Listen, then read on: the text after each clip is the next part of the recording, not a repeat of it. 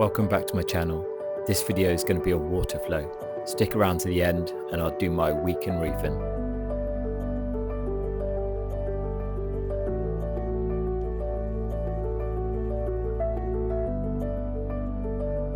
Okay, the corals are getting bigger now and I've had to up my water flow, so I'm just adding a new wave maker onto the system.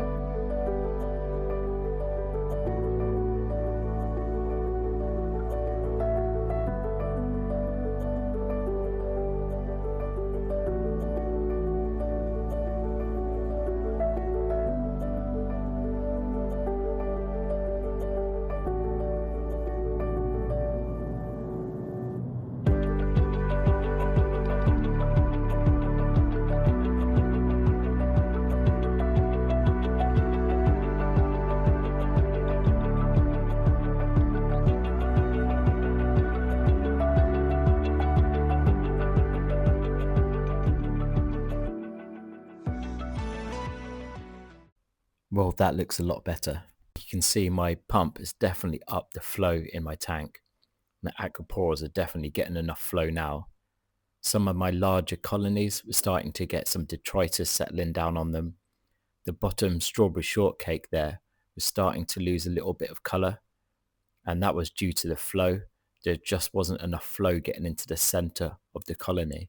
But you can see now the amount of water getting pushed down into that area down there. My two MP40s are slightly offset, and that's creating a sort of downward motion down into the strawberry shortcake, which is then hitting the bottom of the glass and coming back up towards the sort of overflow way, which is creating a bit of a whirlpool in the middle of the tank. You can see the micro bubbles just getting blown around, and it's bringing everything back up off the glass and sort of into suspension in the water. This is absolutely brilliant flow for the Acroporas because you're getting all the flow from underneath as well. So the big colonies are getting flow from underneath, which is pulling everything back up as well. And you wouldn't be able to create this sort of flow if you had sand on the bottom, because the sand would just be blown all over your tank and it would just turn into a sandstorm. This is a good trick to see the map of the flow around your tank. Just put a bit of micro bubbles into the water. You can use a turkey baster or a pump just sucking in a little bit of air, and then you can be able to see exactly where your flow is going around your tank. You will also be able to see any dead spots or any really low flow areas, which is also good because that's where you want to put your sort of chalices or your low flow sort of things like the goniporas that don't need the same flow as the acros. Okay, I have two MP40s, and you won't believe how not cleaning them for so long reduces the amount of flow.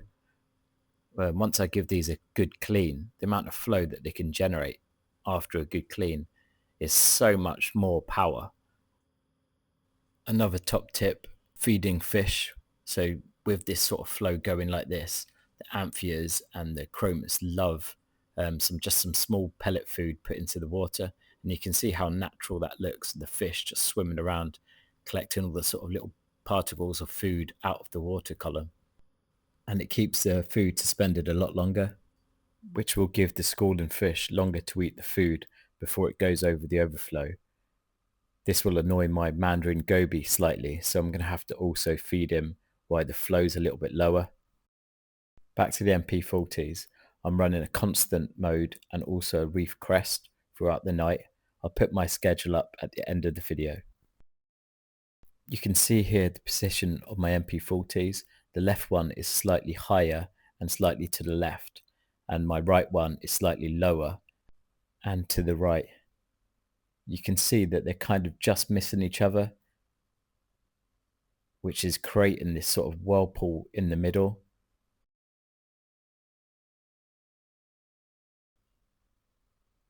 There, did you see the whirlpool there? Look at those. That's absolutely awesome. And the flow kind of evolves as well because your corals are growing and they're sort of blocking the flow. So as your corals are getting bigger, then you have to up your flow.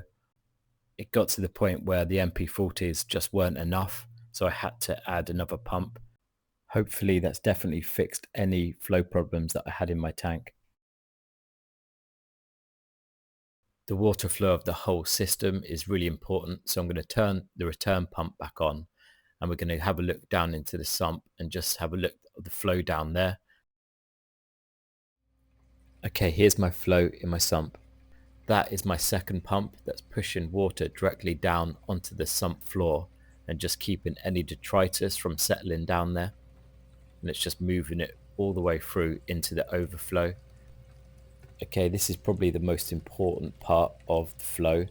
Your return chamber needs to be lower than the overall sump, so the water just drains straight down into the return chamber. If it's any higher than this, then the water is not passing through the system correctly, and you'll get a scum buildup here on top of the sump. You can see here how much water I've got going through my sump. Setting up the flow like this in the sump just gives the filtration a little bit more time to remove any uneaten food so it doesn't break down in the water column. And now we're going to go into my week in reefing. Okay, I'm going to try my copper band butterfly on some flake food, see how much it'll take. It's pecking at it, but I don't know how much it's actually taken in. But it's a good little party trick. I'll get some mysis out and give it a feed a bit later on. One good thing about feeding the copper band like this, I can get enough food into it with doing it like this by hand or with the turkey baster. I've also emptied and cleaned my frag rack, so I've had to do some frags as well. And here are the new frags. You can see they're just floating on the water because the frag rack's black and all nice and clean. Look at the colours of some of those. They're probably better off inside the water, so I'm just going to put them down into the water. I was just put them like that on the water just to harden the glue, because the glue doesn't really go hard until it's got some water. So that's another good little trick. Otherwise, if you put them down too quickly, they're going to get blown off with the flow. Okay, I really like my gunnies, but they're getting really big now. And the ones at the back, I've got two red ones there. They got kind of blue tips, and they're quite long reaching ones, and they're reaching up to some of the acros now. So I've had to force them right into that corner there. I'm thinking about maybe doing a new tank full of just Acroporas. I think that will look pretty good. Just maybe a 2-foot cube. And I'm going to set it up from scratch, and you'll be able to see exactly sort of start to finish and how I sort of do this. I've also moved some of the corals around. You can see the PC rainbow I've moved over here. It was just getting way too much light and too much flow in the center there. So I've just moved it over here, and that's the best thing about having corals on their own rocks. I can just move them about. And now the pink lemonade is in the spot where the PC rainbow is. And I have a frag of the pink lemonade where the pink lemonade used to be. See the Pikachu still looking really good. I've had to put a couple of rocks either side because when I upped the flow, it actually knocked it off. So yeah, I've had to glue that down and put a couple of little rocks either side just to keep it in place. Here's a quick look at my schedule like I promised for the MP40s. So most of it's constant mode, followed by a reef crest in the evening.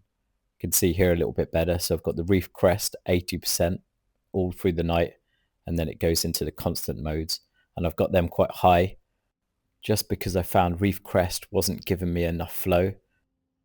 I'm going to try this for a bit, and the second pump is doing exactly the same as the other pump.